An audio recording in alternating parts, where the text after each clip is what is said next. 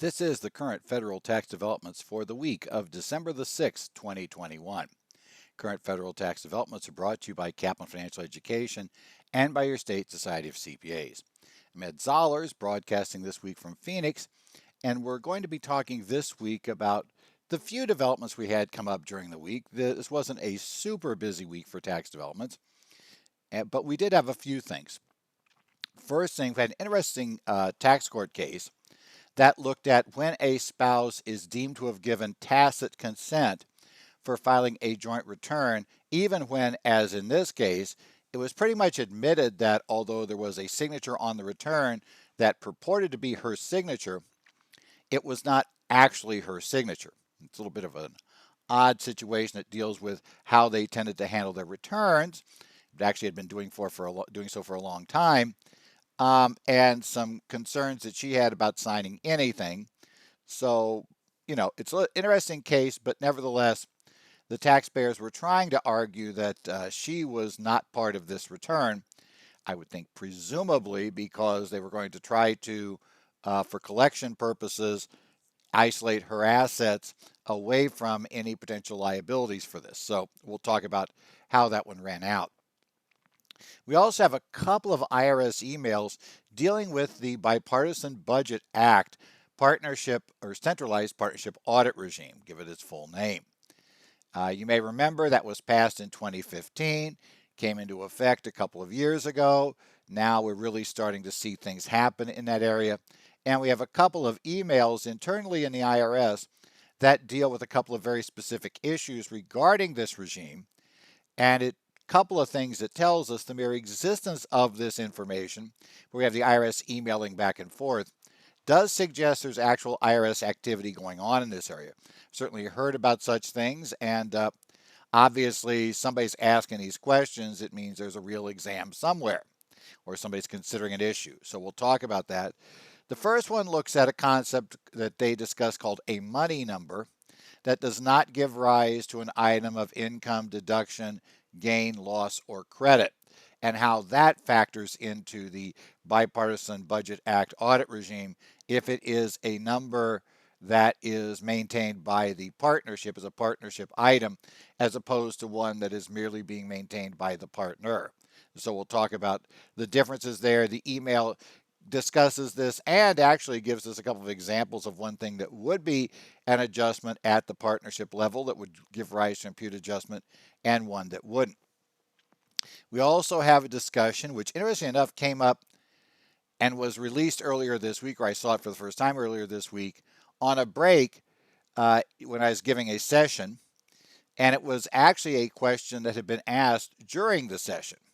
So it was a question, and actually, I should say that I was actually monitoring a session that was a rebroadcast. I was involved in doing that, sitting here watching it go by. Had a question come up early in the morning, and by the afternoon, I had an IRS email that actually answered the question. So I'll deal with the question here as well, which looks at what happens if you have an exempt organization as a partner. Does that destroy the partnership's ability to opt out of the Bipartisan Budget Act audit regime on that year's return? And we'll talk about how that works. But let's start first with our story of the spouses. And this particular case is Sony versus Commissioner, Tax Court Memorandum Decision 2021-137. The opinion came down on December the 1st. And this was an interesting joint return situation. The taxpayers, in this case, we have an IRS exam. We're not going to worry about why the exam is going on, what the issue was, etc. Our key item here is going to look at whether or not the taxpayer, in this case the wife, Angeli, had actually consented to filing a joint return. The taxpayers were arguing, as I mentioned, that because the signature on the return, everybody admitted the signature on the return was not that of Angeli. So the question became, does that mean that in fact she's not bound by this return? And more importantly, she wouldn't be liable for any tax found due on the exam of this joint return. It would merely be her husband. As I note, we don't actually know the whole background of why they want this to be true. but I suspect a key aspect of that is that she may have significant assets, because they did say she had passive income. She didn't have any earned income, but she did generate passive income. That was hers, meaning there may be some inherited funds that she was holding that are in her name, and they would prefer not to have those available for purposes of being, taken for assessing a tax on an issue and a problem that arose from his business. So, don't really know for sure, but that's kind of our background. In this case, though, it was kind of interesting why it wasn't her signature on the return. And this goes through an interesting discussion that they talked about here. Uh, you know, she'd been used to as I said, an affluent lifestyle throughout her life. That was kind of the background here.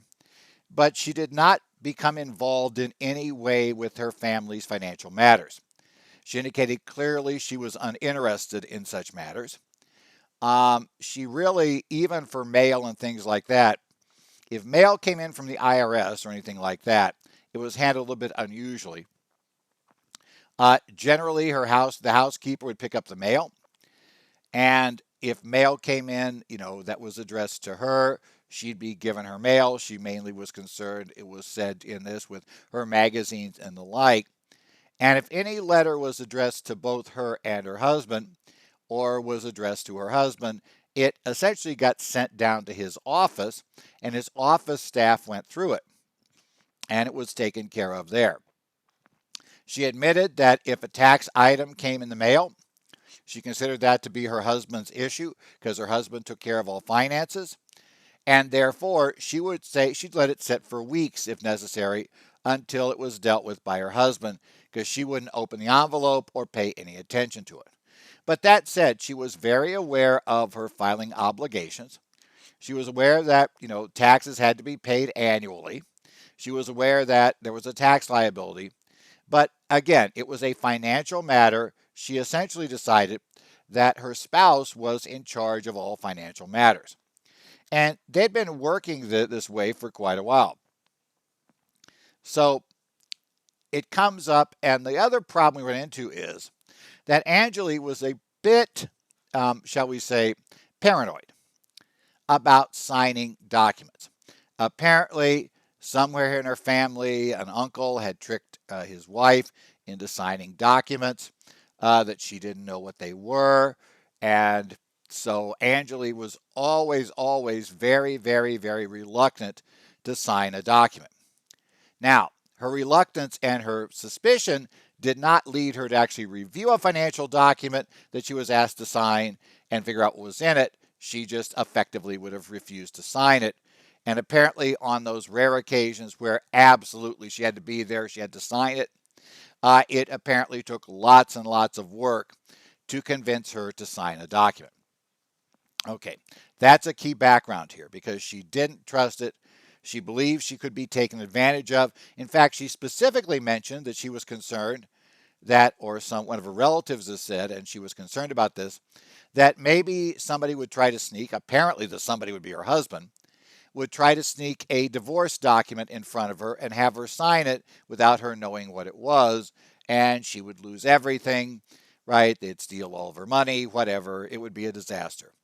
So, an interesting situation where she trusted her husband with all financial matters, but she did not trust her husband in terms of signing something that he suggested she sign, um, even to the extent of not, but still refusing to look at the document. So, it's an odd situation.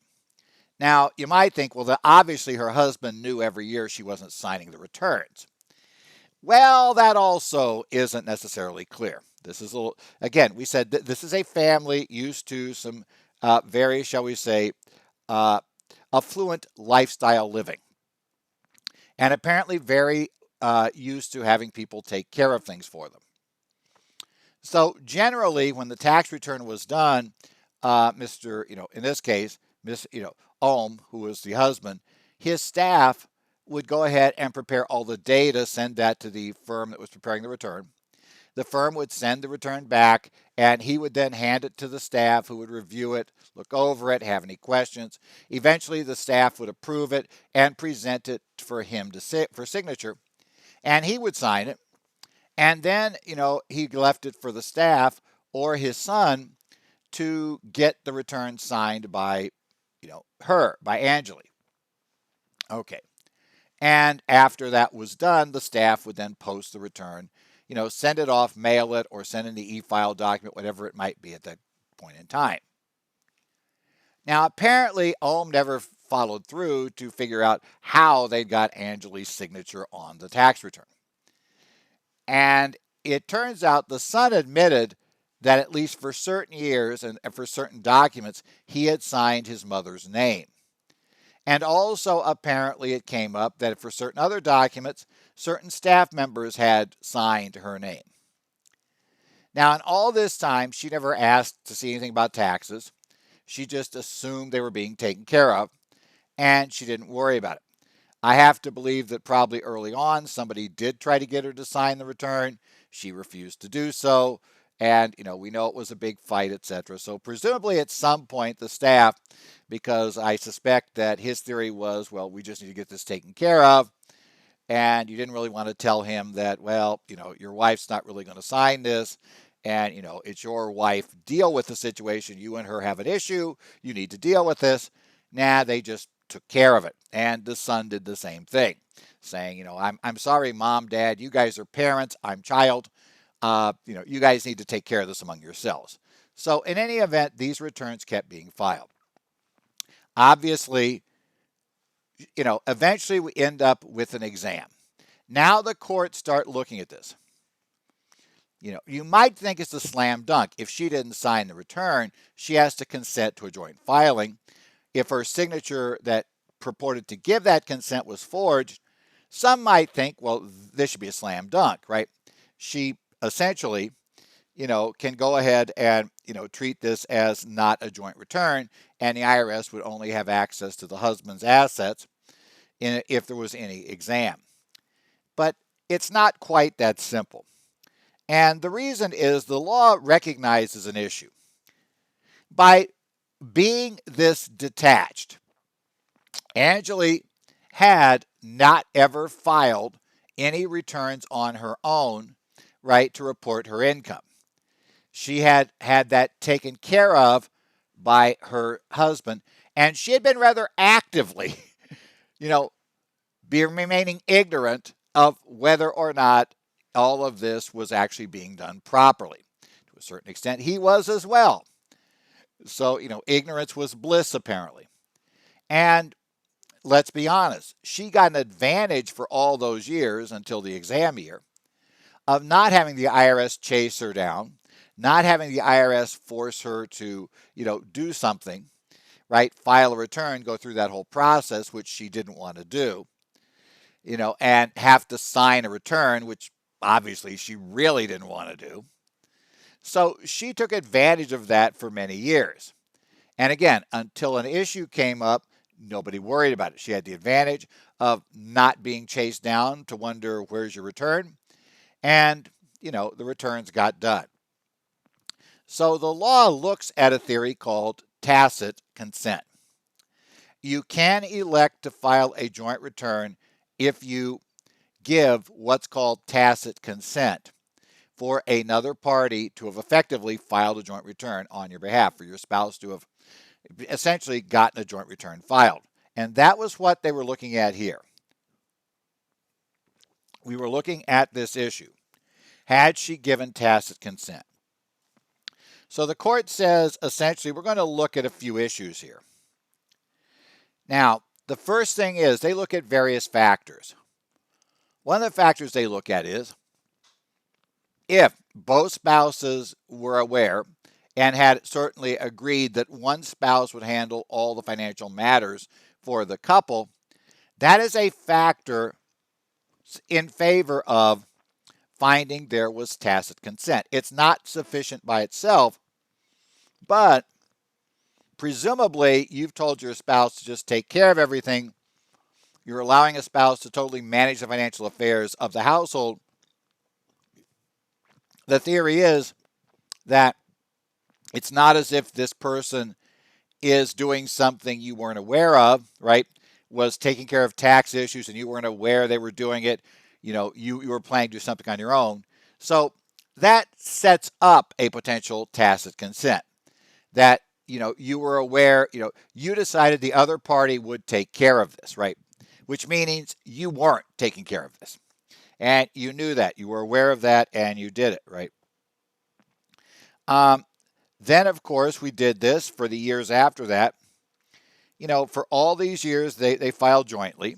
So they filed jointly for many, many years. They had filed jointly for 2004 was the year in question. They had filed jointly from 1993 essentially through at least 2014.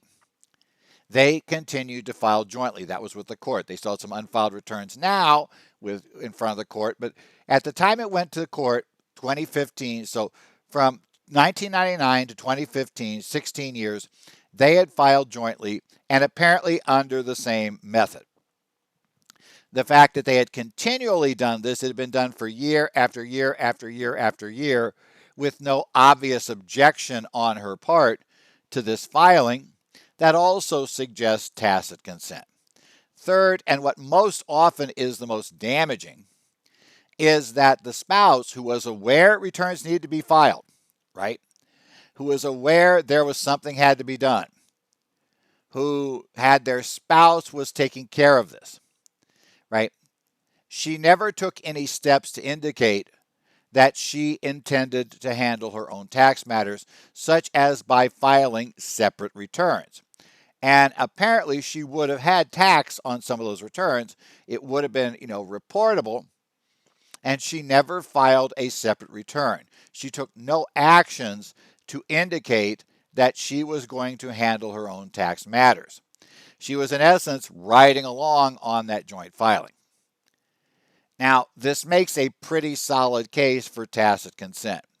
In fact, when a case looks like this, about the only way you're going to get out of tacit consent is to have some really, really compelling facts arguing against it, such as the spouse who was filing the joint return was, shall we say, filing a joint return was threatening the spouse in question, telling him or her that if they didn't shut up and just let them file a joint return, that, they were going to have something bad happen. It could be physical violence. It could be emotional abuse. It could be many different things. But in essence, there would be coercion or there would be, threats of physical violence that would be in there.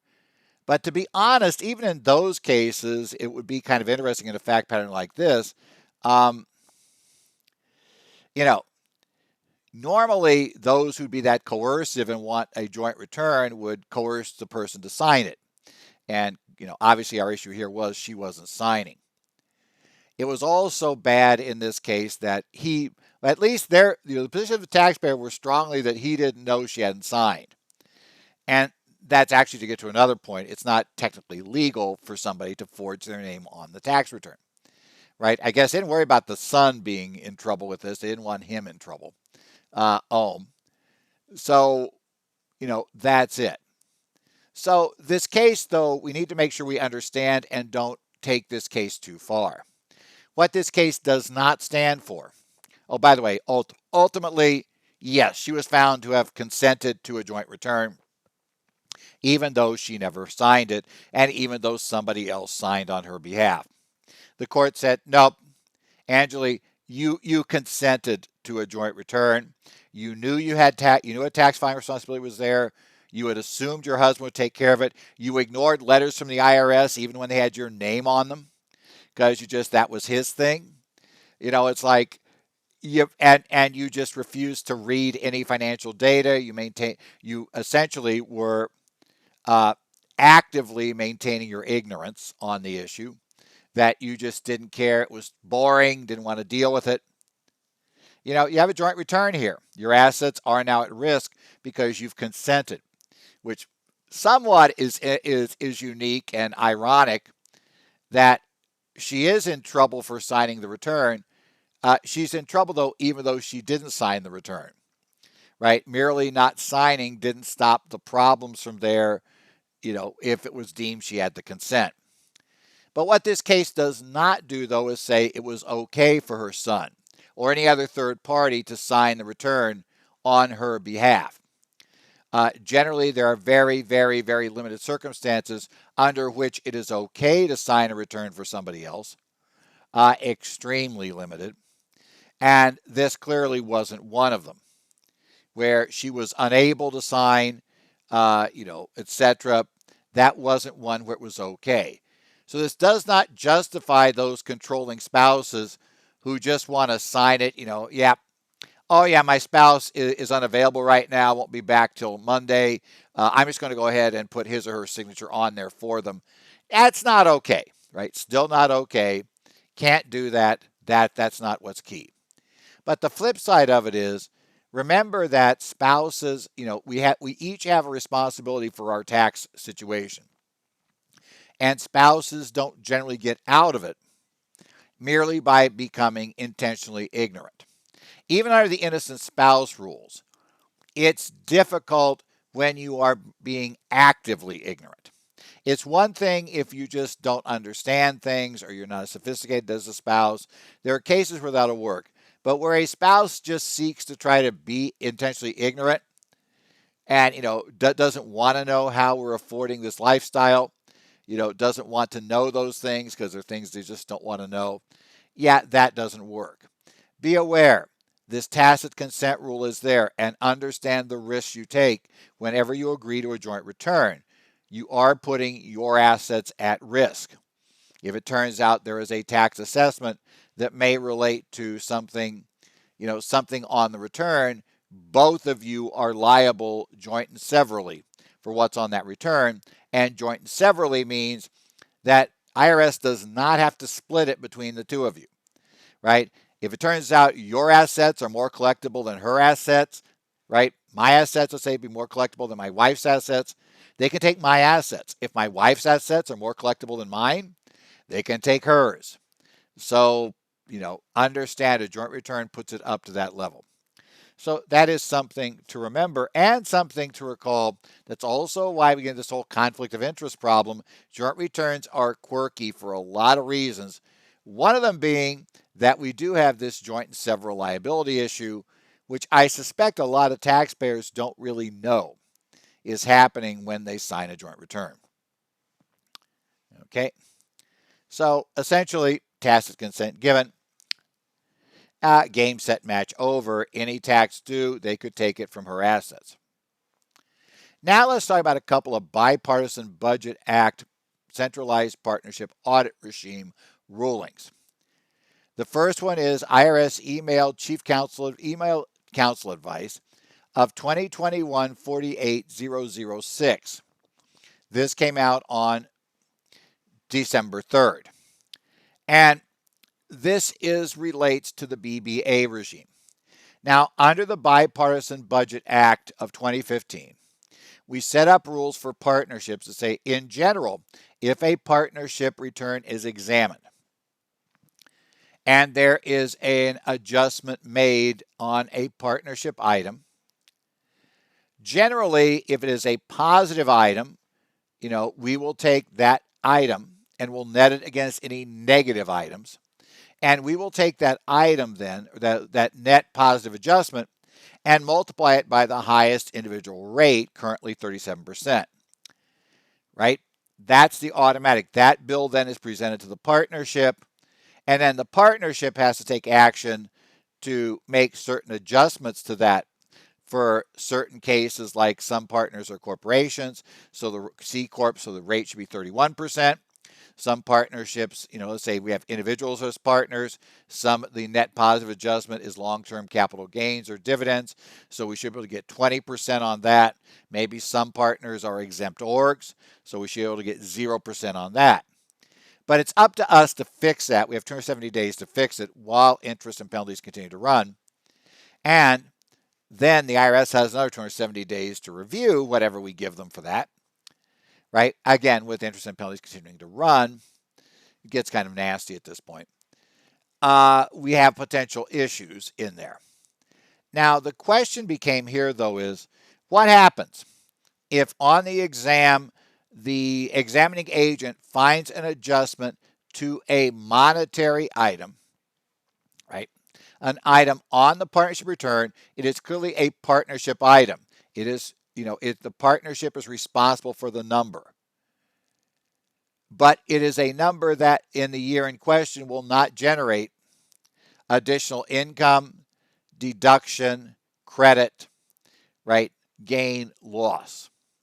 What does the agent do with that adjustment? Because obviously we want to adjust that. We found a problem here.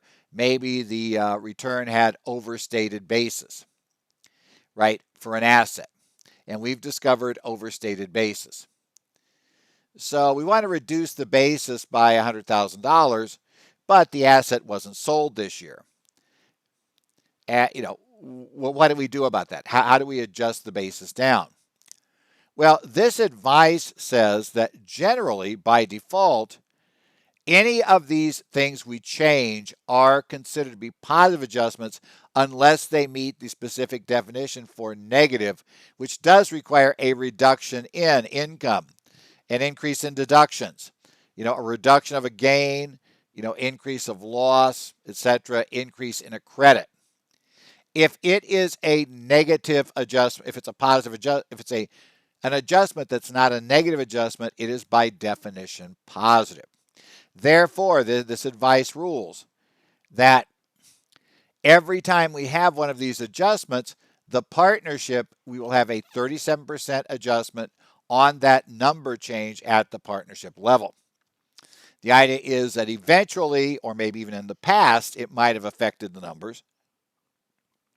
The partnership will take over the new balance sheet now, but we will charge the partnership 37% of that difference. We'll charge it through to them as a positive adjustment. Now, this is a little quirky. They do say, okay, we realize that sometimes we have adjustments that are really or offsets of the same thing. Like we might have increased the basis of an asset after decreasing a deduction for repairs. We took a repair, moved it into the asset. They said in that case, you can treat one as zero, where it is correct, where it would be reasonable, you would treat one of those as a zero adjustment, the other as a positive adjustment. Okay, good. I've got that. Now, they do talk about, though, they said, but you need to be careful of the difference between a partnership item and one that would require separate action outside of the partnership exam, right? So like they said, if you're adjusting a partnership's inside basis on assets, if there's an adjustment on inside basis, so things would go on Schedule L of the 1065, the entire adjustments contained in Schedule L has no impact on, income, deduction, etc. That's what we're talking about here, something like basis of assets. They said, if you're concerned with the partner's basis in their interest outside the partnership, that's not part of BBA. That's a partner item. That would require to have a separate adjustment, separate exam outside the BBA process. BBA won't handle that. So important to understand that about the BBA. We have a second ruling here, which is IRS emailed advice, in this case, counsel advice, 2021-47-012, issued on November the 26th. And this advice asks a question. A partnership has an exempt org partner. They're going to file a 990, right? 990, whatever. So they're going to file a 990. They're exempt org. Does that preclude the partnership from opting out of the bipartisan budget, by the BBA, I should say, the Bipartisan Budget Act of 2015, Centralized Partnership Audit Regime, what we call BBA audits now? And the question is asked because, as you should be aware, if you issue less than 100 K1s and you do not have a disqualifying partner at any point during the year, then the partnership can, on the originally filed 1065, including a superseding return, could elect to opt out of the Bipartisan Budget Act audit regime. We can opt out of the regime. Now, the question becomes, what happens here? Because if we see the list of types, we're told you can opt out if you are an individual, right? If you're a corporation, if you're a foreign entity that may not be filing with the U.S., but if it was required to file, would file as a corporation. You're in a state of a former partner, individual partner, right? Or you're an S corporation. You're allowed to, the partnership can opt out. Well, what if one of your partners is an exempt org? And I'm sure the question is being asked, well, exempt org is not on the list. So does that bar them from filing? IRS says no. Here's the catch. And we see this specifically, too, on another side where things you think could opt out can't. Partnerships that could opt out can't opt out. What matters in terms of this filing is the entity type, not whether or not it is an exempt organization. In essence, in many ways, the tax treatment is not relevant in general. Rather, entity type is. So exempt orgs may be trusts or they could be corporations. If it's organized as a trust, then the partnership could not opt out because it would have a trust as a partner. If the entity, though, more often we see them formed as corporations, a corporation that was an exempt organization that's taxed as an exempt org, that partnership could opt out because that's a corporate partner, allowing them for the opt-out. Now, I said kind of the flip side of this is, remember, if you have an individual that holds their interest in a revocable living trust, even though they are treated as owning all the assets inside that trust, generally for tax purposes, the fact that the partnership is owned legally by the RLT, Revocable Living Trust, is going to bar you from opting out. Similarly, if you have a disregard entity, a limited liability company, one-person LLC, you put your partnership interest inside of one-person LLC, and you don't elect for that LLC to be a corporation, that's also going to bar you because, again, disregard entities, the IRS has ruled, and this goes back to old rulings under TEFRA, that said under TEFRA you weren't out under the automatic out rules of TEFRA. If you had a partner that was an LLC, single member LLC, or that was being disregarded, or you had a revocable living trust partner, you were under TEFRA. The same concept carried over to the BBA audit regime, right? So essentially you look at the underlying type of the organization. Now, electing out is a big deal. And the IRS has been surprised, and from what I get from feedback I'm getting from CPAs who suddenly discover how messy an amended return, a revised partnership return, it will not be amended, a revision of a partnership return is going to become after you get past your last date for a superseding return. If you didn't opt out of BBA, that a lot of partnerships that are eligible to opt out are failing to do so. If you don't understand why you'd want to opt out and you do partnerships, you need to get yourself some training on the Bipartisan Budget Act rules and understand why you want to opt out if you can. It's really, I see no advantage, and certainly some of the people I've talked with who've had to make these changes, had to go through the administrative adjustment request routine for a partnership that could have opted out but didn't. Yeah, it's way messier, way more trouble, and, takes a lot more costs and time. Be sure you take a look carefully at that and consider, that you're doing this correctly. But this email, which I believe is totally correct, to me it's totally consistent with the law. Yeah, it doesn't matter if it's an exempt org, taxable or not taxable. If it's a corporation, you're fine. If that's one of your, less than 100 W2, 100 K1s, you're great. You can opt out, right? If your exempt org is a trust, then you can't opt out. The partnership's stuck. So you'd have to find that out. Well, this has been the update for this week. Not as detailed as long as some of our others, but still we had a few things happen. Useful to discuss these. The BBA is always useful to discuss. Congress still not taking any real updates on it. There's no real update on action for Congress. They dealt with the government shutdown last week. So essentially, they've still got other things, the debt ceiling still in play. Not clear when or if they'll get to it. I think it's rather optimistic. The majority leaders believe that they'll vote on it by Christmas, so we'll see. I think it'll be close to Christmas if they do. And then we still don't know that the House is going to accept that. So just keep that in mind as you work on all the tax planning this month. We've got lots of uncertainty.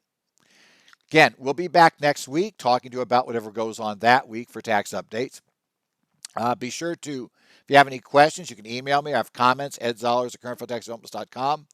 Also am online, as I say, for the Connect groups for Arizona, New Jersey, Minnesota, Illinois, and Washington. Take a look at those groups. Also, Idaho's discussion groups that they have online for the Society of CPAs.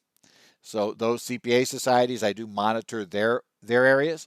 Also, like I say, we're going to take a look at what's going up here, right? What's happening now. See what new developments come up this week. Keep our eye on legislation, but don't expect great movements. My guess is it'll just sit there, do nothing, nothing, nothing. But then when if they do finally get an agreement, it'll come through very rapidly. So just be aware things could change. It could be very, very boring and nothing happens, or it could change in an instant. So just take care and watch out for that. But otherwise, hopefully you've had a good week. I hope you will have a good week going forward as we start working on more tax planning engagements now coming up to this time of year. And we'll talk to you next week here on Current Federal Tax Developments.